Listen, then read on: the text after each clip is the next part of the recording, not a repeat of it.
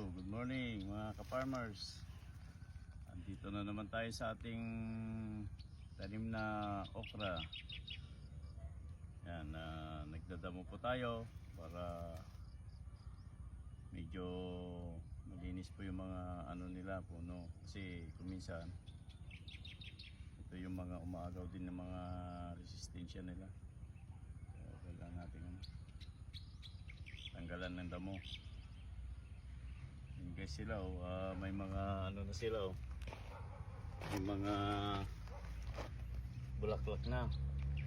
Pakita mo Brad, yung ano nila, halos bulaklak na yan lahat.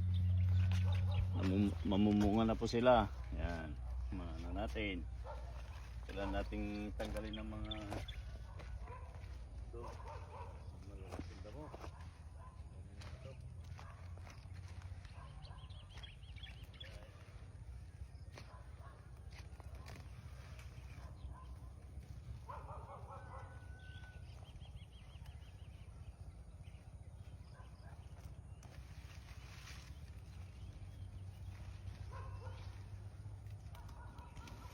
Okay.